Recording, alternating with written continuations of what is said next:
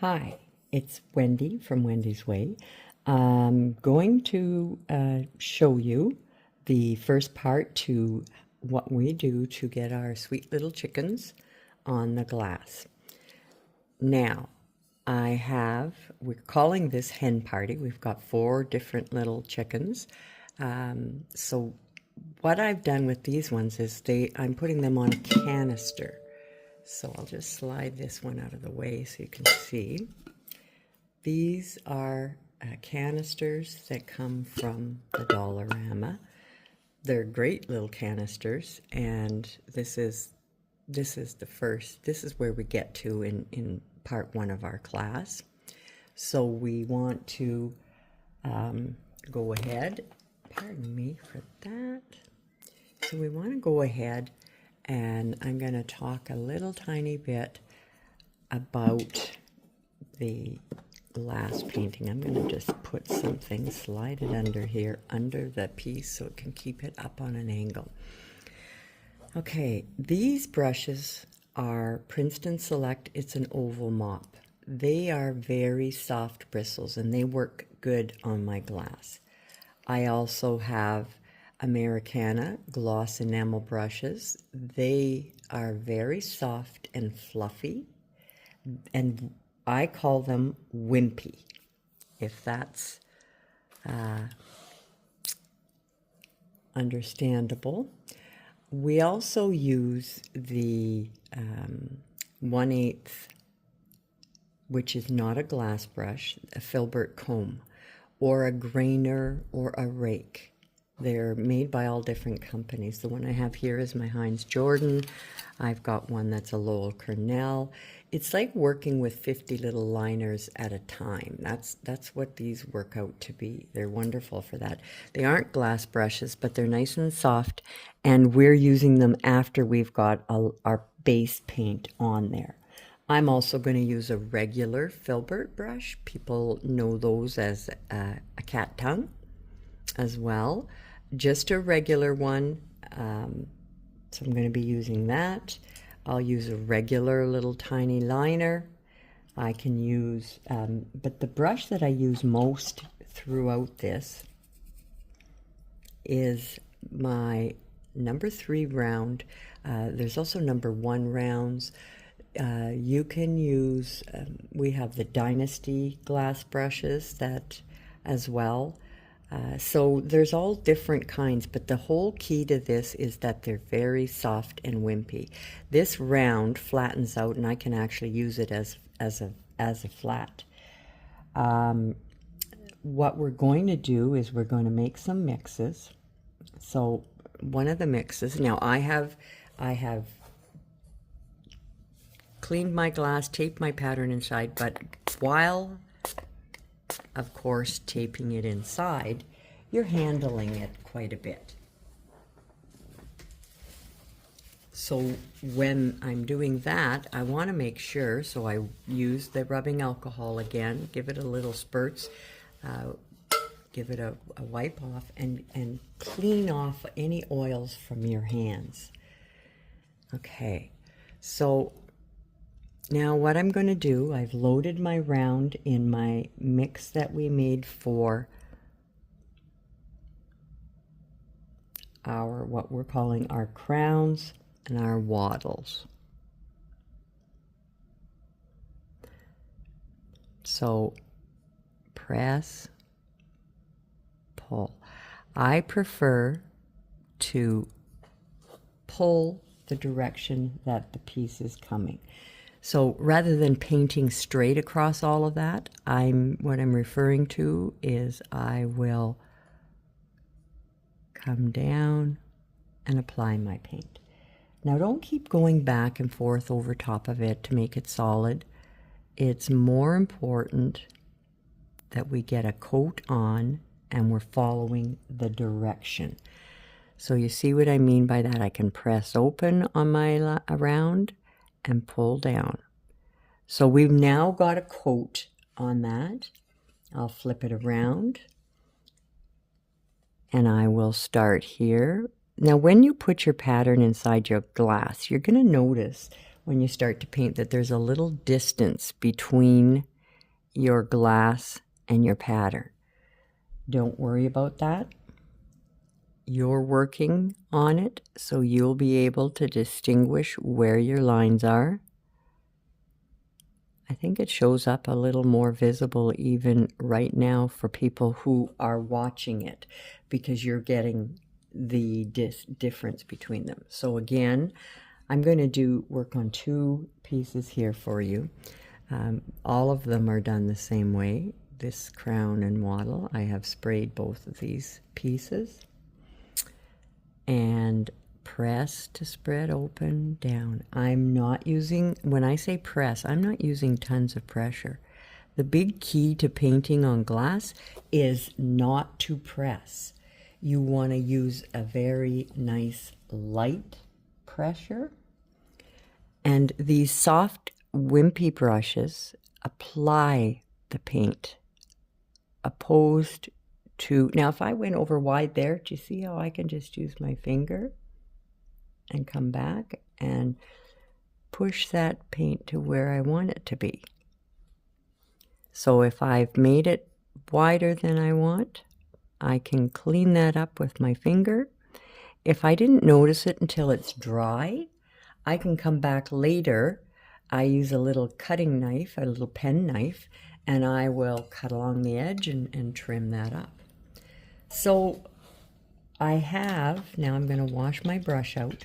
When I wash the brush out, water can break down glass paint. So I've washed the brush out. I'm going to put it in between my paper towel and pinch to get that excess water out of my brush. So we can, and then I just kind of fluff it up on my towel a bit. I want it to be dry. I don't want it to be wet. So what I've also done is when I mix my colors, I put them in these little paint pots or cubbies so that I have that same paint to go back, same color to refer to go back and add additional coats. And it stays very well in there. We also have the eyes on the little black chicken that are done in the turquoise. Because he's black, of course, he can't really have completely black eyes or you won't see them. So I paint the outer part, or our iris of our eyes, in the turquoise. Now I'm using the DecoArt glass paint. Now, there's a difference between DecoArt gloss enamels and DecoArt glass paint. Their new paint is called glass paint. No idea whether they're getting rid of enamels or not. We still use them. But these paints have a different finish to them, a satin kind of, between a satin matte finish when it's dried.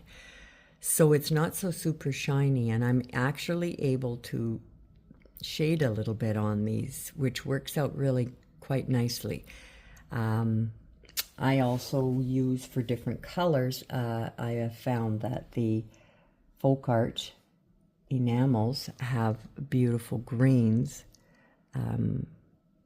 DecoArt has a green that's a Christmas green, but it's, I like, and I can mix it with different colors to get the green I want, but a lot of our students don't want to mix. You try to get away with the actual colors as often as you can. So I'm putting a coat on everything here. So I would do both of these beaks, the wattles, and then I will dry it in between. You can use a blow dryer, or you can use a heat gun. We've kind of transferred a lot of our drying to those little heat guns just because they're not as noisy. And noise is an issue when you're in the shop. So we use the little heat gun. Now, heat gun or blow dryer, you're drying it, it's going to heat up your glass. Don't paint on it again till your glasses return to normal temperature. Okay, so that's important. We're going to paint and I'm drawing in between. So what I recommend is that we go ahead and we put a coat on everything before we go back and work on. So we do our pupils.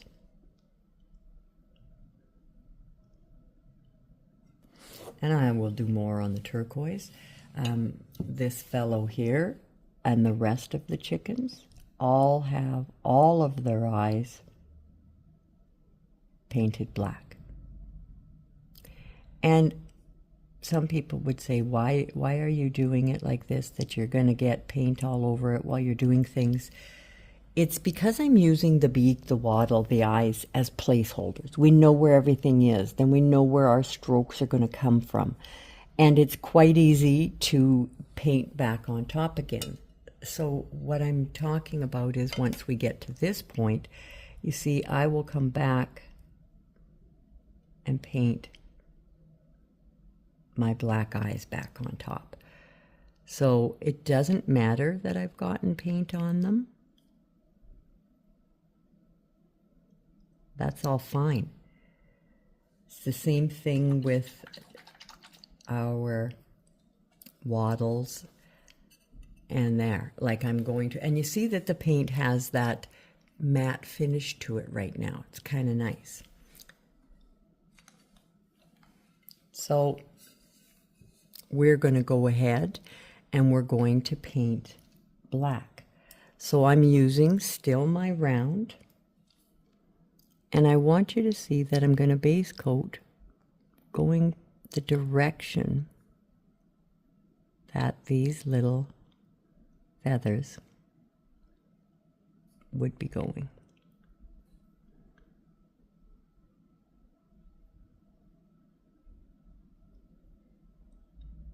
Just pull off that. I'm not in a big panic to make sure that I don't see through anything.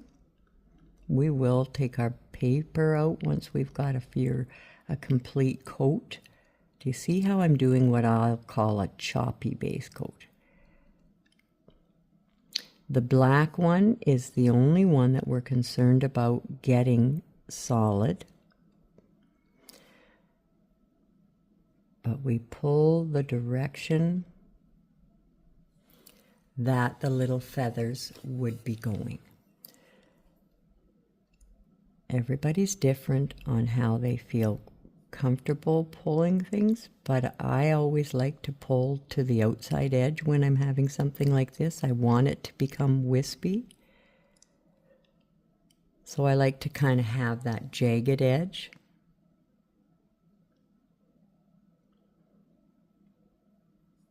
And again up here.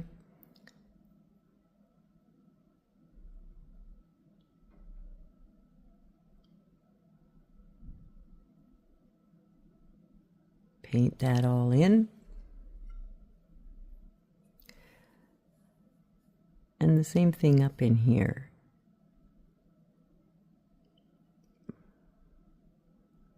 We just pull away. I make my clean edges and then pull away.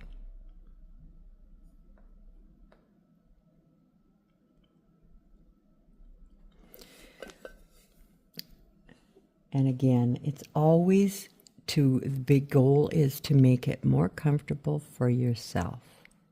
So if it's easier to pull towards yourself, turn it so that your piece is facing the way you feel comfortable doing it. But I really want to stress soft, wimpy brushes. Even the brushes, if you're in a pickle and you can't get glass brushes, and I do recommend them because I couldn't believe the difference they made in my glass painting. So, but if you haven't got them and you don't have access to them and you want to do a project, the closest thing are those, I hate to say, but cheap children's brushes that you can get at Walmart and little craft places that carry children's painting and that. Those supply brushes are of course, they don't achieve the looks that we want with our regular painting, but they are so soft and wimpy, they work wonderful for painting on glass. You need a brush that's soft so it applies the paint opposed to pulling it off. And that's what happens with our regular brushes. I find that it pulls the paint off as you're going. Once you try these brushes, you'll understand what we're saying here. Anyway, so I'm going to continue this till I have it a solid coat. I'm going to apply a coat, and it's what I call a choppy coat again, just so you see how wispy we want. Now my pattern goes under a little bit, but I don't want it to go under the glass, so I'm going to just kind of stop shy of the bottom. I'll take that off there. And I do want to have that jagged edge. So of course I want to have it painted a little heavier next to the beak and the wattle, and then just wisp it off jagged and choppy. It does not have to be perfectly smooth.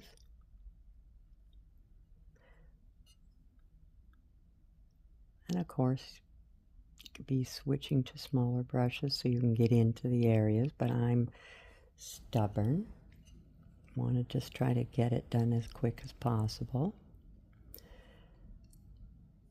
So I want to give it a little jagged edge. We have to add more coats to our beak and our wattle and our eyes. So if I can get this coat around them,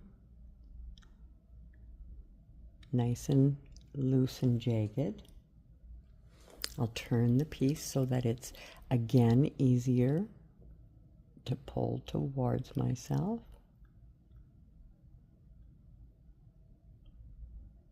I'm not concerned about getting it on my black and my beak and things like that. Remember, we talked about how those are placeholders. We know where they are.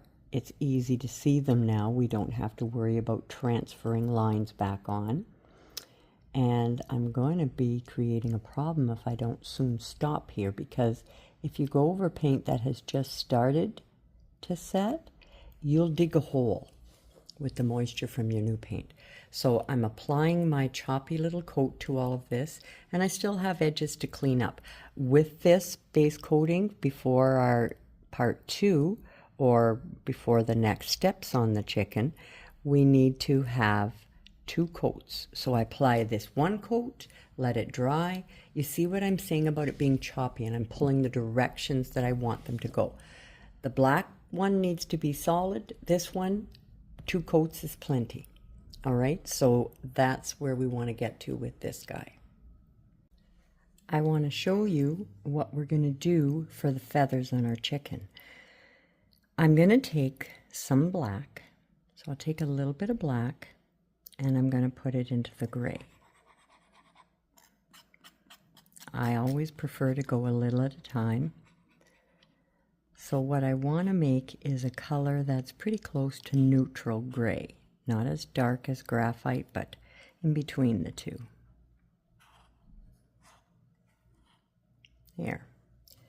So that's my mix. Here's my regular gray. And these are, of course, Deco Arts glass paint. I'm going to be using a brush that's my cat tongue or filbert brush. I'm an abuser of these brushes because I use them on the sides, which is tough on them. But what I want you to see is that it doesn't have to be your best one. It's preferably if you have, because when we have small brushes, we tend to have a couple of them because we abuse them easily. What I want to do here is double load. My brush is dry. It's a regular brush. It's dry. I'm going to double load into my mix and my regular gray. I'll flatten it on my palette, and then I'm going to give what I call a scrunch. So do you see how I'm pressing right down on the metal and spreading open those bristles? Now I'm going to take and I'm going to pull loosely without a lot of pressure. I want to make it look like these are the highlights to the ends of the feathers. I want them to kind of go in rows, and I'll go back and scrunch again on my palette, avoiding having to reload all the time. So I just come up doing these rows, but I don't want them to look like perfect, what I would call corn on the cob rows. Scrunch, pull.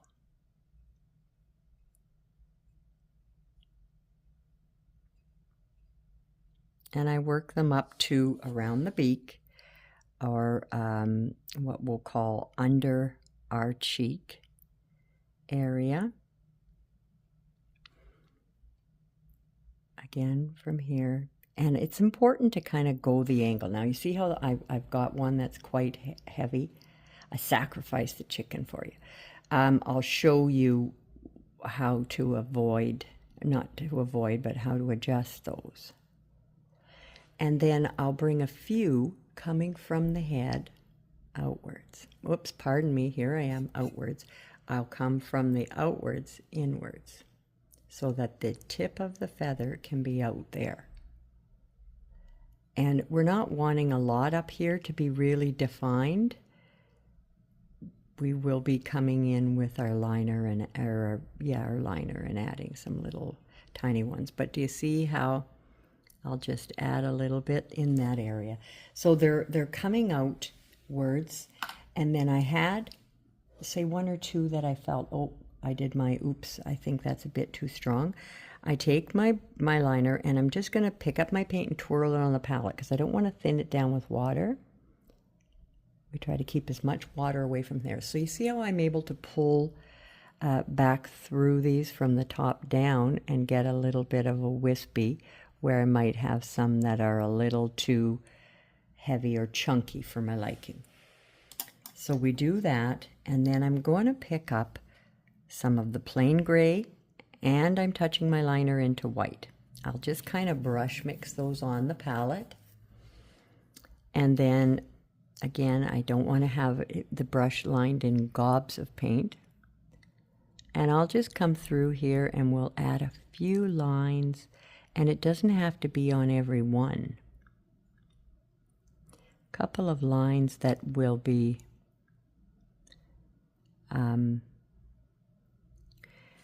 repeated and highlighted. So you see how the difference between where I don't have those lines over here just picks up, and it gives a couple of more defined highlight lines along the chicken.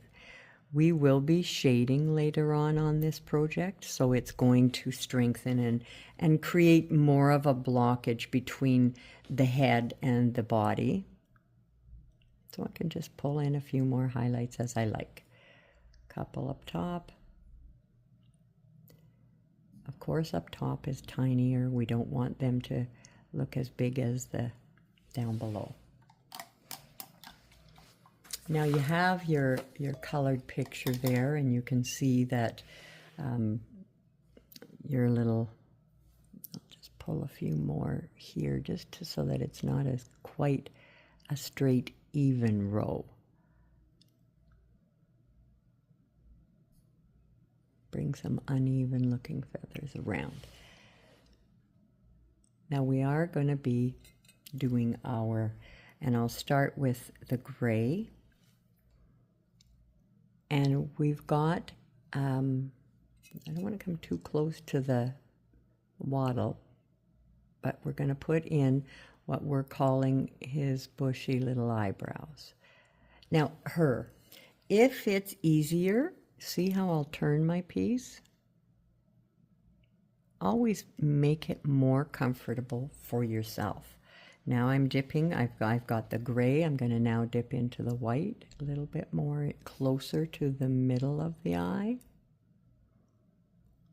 Highlight up some of those bushy little eyebrows. And you can, I'm going to bring a few downwards.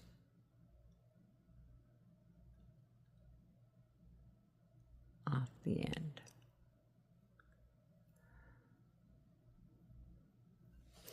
Okay, so we've got those. If you feel that you've made anything too wide, all you have to do is come back with your black. I come back with the black. See, I tend to talk lower or quieter when I'm trying to do a delicate touch. Sorry about that. Okay, so I can come back with my black and just kind of tone that down. There. On our turquoise part to our eye, we have our sky blue. If you don't have it, you could mix some white and turquoise together. And we're going to just put little highlights, just a line of the light sky blue on there. And you don't even have to clean your brush in between. And then you can touch into the white. And we've got a white highlight here.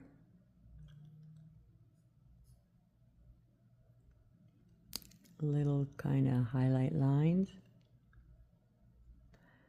And on the eye itself. We're talking pupil, okay? Just a little bit of highlights there. Those are going to get shaded over and it'll subdue them. So I'm going to take now some gray and on my liner, now this is not the darkened, this is the plain gray, and I'm just going to come from the end and pull back. Come from down lower and pull up. These are just along the bottom of the cheek lines.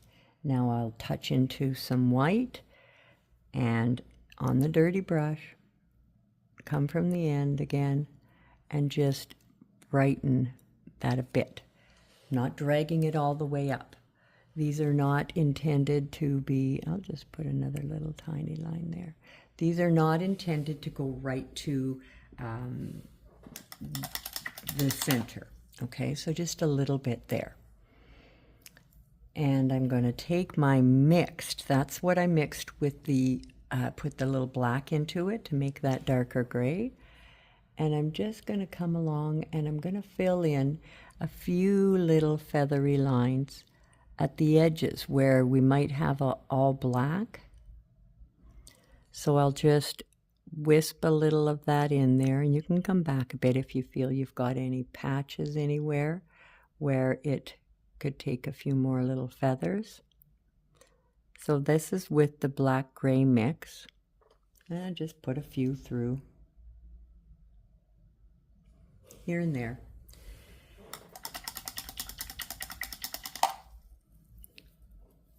And I am going to still strengthen up in the center of the eyebrows.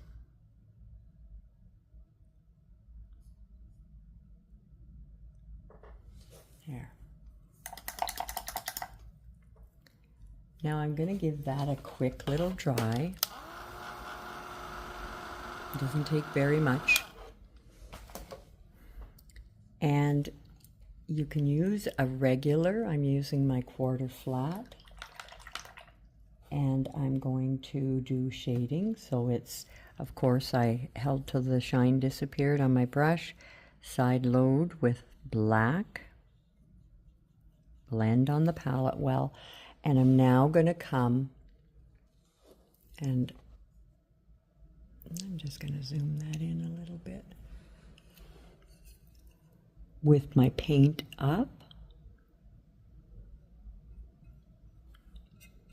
and my water down. So can you see the difference between the two eyes right now? It totally subdues it and pushes it back. So, and I'm not going upwards to an extreme amount, okay?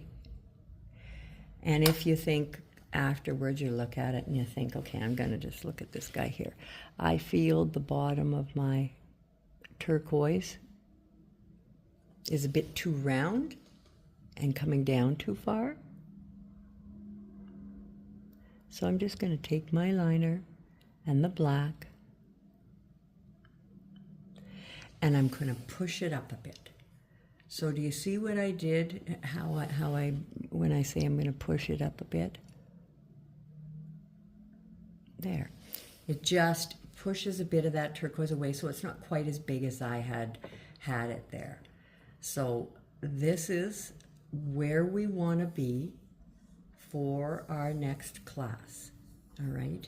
I may add a few more highlights when I'm looking at it. I think I could have, so that's my basic gray and white. And I'm just going to come in here and add a couple more brighter little lines to highlight some of the ends of these petals. Now remember, this is going to be shaded, so it is going to change, you know, the way the eyes change dramatically. It's going to do the same thing there. So we want to have everything else base coated and ready to roll for part 2. So that's the mixes that we talked about in our notes in the pattern. So that's not too bad. There is a little bit more touch-ups here and there, and once we get to the point where we're thinking, okay, this is pretty good, this is how I like them, we may do a little bit of kind of scraping with our little knife. I'll show you all that afterwards. But we call it our little forgiving tool because it changes the whole thing. If I've over base coated in an area, I can take it all back. It's really quite neat. Anyway, so we will have everything base coated and we will be ready for the next class, and we will see you then.